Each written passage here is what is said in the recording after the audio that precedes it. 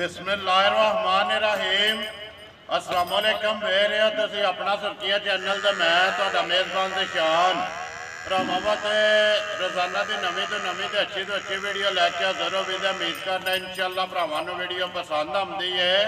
Video नूं like भी कर दिओ, वीडियो शेयर भी कर दिओ। सब तो पहला अपने चैनल नूं करना सबसक्राइब ते बैल आइकन का बटन जिहड़ा है जरूर दबा लेना ताकि साडी आवन वाली नवीं तो नवीं वीडियो जिहड़ी है भरावां तक आसानी पहुँच सके।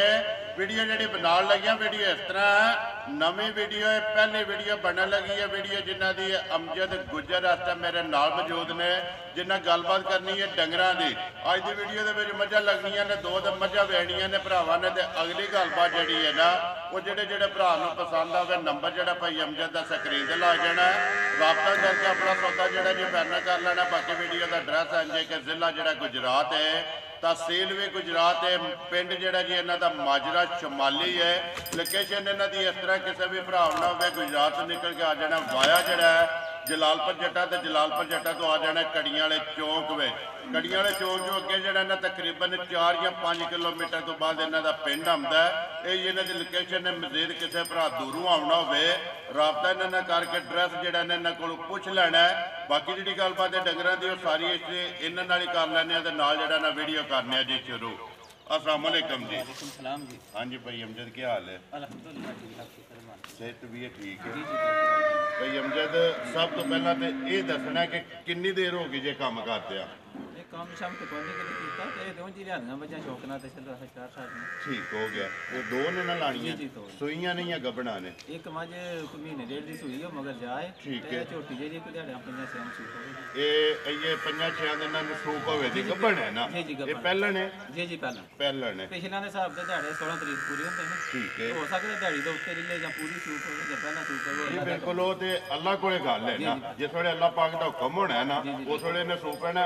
नंबर अपना लाना जे? जी जी बिल्कुल। नंबर बोलो एक बारी। 0324 जी 00 73 548 फिर एक बारी बोलो। 0324 जी 00 73 548 ये कॉल वाला है ना? जी कहा व्हाट्सअप नहीं है? जी नहीं बस व्हाट्सअप इमो नहीं है जी। ये लोकल जरा ना कॉल वाला नंबर है। किसी भी भरा नूं पसंद आवे राबता करके ना अपना सौदा जरा जी फाइनल कर लेना। लो जी भाई अमजद नवी वीडियो है, जी जी पहली वीडियो बनने लगी है।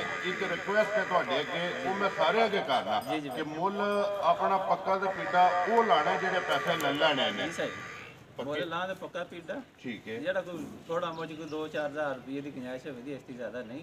ठीक है। ते झोटी है पहले नंबर ते झोटी है जी। यही लानी है जी जी आप पहले एक बार खोलो जी झोटी की जड़ा आप ही खोलनी है ना। ये खोलो एक बार जड़ा ना तसल्ली जड़ा ना झोटी की करा के ते बाकी जी गलबात है ना वो सारी तुहाडे को पुछ लैने आ। दो मझां ने जी जड़ियां वीडियो दे विच लाणियां ने, एक झोटी पहलन है, एक मझ जड़ी है सोई है। तो इंशाअल्लाह ओहदी भी गलबात जड़ी है ना वो भाई अमजद को पुछ लैने। उहदे जाके नंबर एक आ गई जी। झोटी जी है भरावां दे सामने पहलन झोटी है, मुछ बग्गी है, अखा दोवे इक्को जिहियां, पिछले पैर जड़े ने जी तुचे ने। भाई अमजद झोटी मूँह च तकिया जी चौगी छिगी है, जवान है, जवान है ठीक है। इधर लै वसो पिछा मूँह विचों जड़ा जवान है जी। नंबर जड़ी है ना जी एक झोटी थान ते लिबास ये भरावां ने चेक कर लेना। तसल्ली जड़ी है ना वो बिलाल पे करांदा एक एक अंग दे दिन जड़ा मालकां दे हिसाब नाल क्या भाई अमजद ने कुछ 6 दिन जड़े ने ये झोटी ने लै जाने ने। अगली गल तो फिर अल्लाह कोले है ना झट्टे नूं सुख होवे या 2 दिन जड़ा ना वध लै लवे। बंसड़ो सैथे जड़ा ना बिलाल आपे जड़ा तका लैंदा। धुन्नी भी कोली भी हाइट वेल हर चीज़ की जड़ा ना वो तसल्ली करा सकदा। उसकी गल सुनो भाई अमजद नंबर एक झोटी थणा की तसल्ली है ना? जी बिल्कुल थाना पास करके लियांदी है। मजीद कोई भी भरा आवे उनके पास करे आप वेरी गुड जी। जे अगर जबान ते लै जाए तो घर गया आ घर गया कोई वादा घाटा भी असीं जाऊंगा। वेरी गुड जी तुहाडी जिम्मेदारी होगी। बिस्मिल्लाह पढ़ो जी। नंबर एक झोटी किसी भरा नूं पसंद आवे भाई अमजद झोटी किन्ने दी दे सकनी है?